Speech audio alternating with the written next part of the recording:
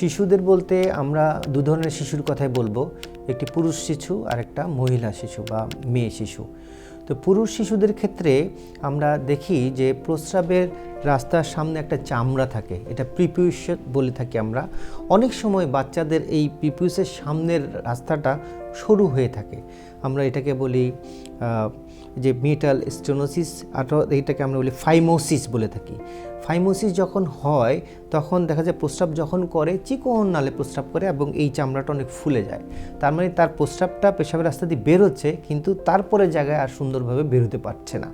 তখন ওই জায়গায় কিন্তু একটি বিভিন্ন ধরনের ময়লা আবরণের সৃষ্টি হয় বা স্মেগমা বলে থাকি। ওইখান থেকে যে রস নিঃসরণ হয় সেটা জমে গিয়ে ওইখানে কিন্তু বারবার প্রদাহ এবং ইনফেকশন হতে পারে, এবং শিশু বাচ্চাদের এটা কমন। এবং তখন পেশাব করবে কি, সে পেশাব করার সময় একটু কান্নাকাটি করবে, একটু চিৎকার দিবে, এবং প্রস্রাবের করার সময় সে বারবার তার পুরুষ অঙ্গটাকে হাত দিয়ে ধরার চেষ্টা করবে। এটা শিশু বাচ্চাদের বা পুরুষ বাচ্চাদের ক্ষেত্রে। মহিলাদের ক্ষেত্রে বা মেয়ে বাচ্চাদের ক্ষেত্রেও তার প্রস্রাবের রাস্তাটা এমন জায়গায় অবস্থিত যে দুপাশে চামড়া দিয়ে ঢাকা থাকে, এবং দেখা যায় বারবার ওইখানে কিছু ময়লা অথবা পরিষ্কার পরিচ্ছন্ন না করার কারণে, অথবা বারবার ডায়পার বেশি দীর্ঘক্ষণ পরে থাকার কারণে ওই জায়গায় ঘেমে এবং ঘামার কারণে চর্মের যে স্কিন বা ওই জায়গার আশেপাশে যেসব ব্যাকটেরিয়া থাকে ওই জায়গায় ওখানে একসাথে অনেক জমা হয়, সেটা থেকে প্রস্রাবে ইনফেকশন বা প্রদাহ হতে পারে।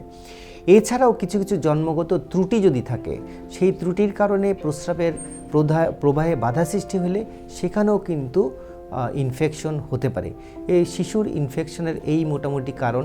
শিশুরা যখন কথা বলতে পারে না তখন কিন্তু সে প্রস্রাবের সময় কান্নাকাটি করবে, একটু ছটফট করবে এবং বারবার প্রস্রাবের জায়গায় হাত দেওয়ার চেষ্টা করবে।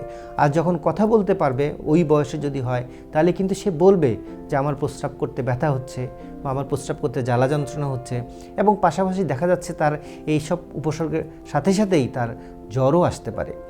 এগুলো যদি হয় তাহলে আমি বলবো নিকটবর্তী ইউরোলজিস্টের শরণাপন্ন হওয়া উচিত।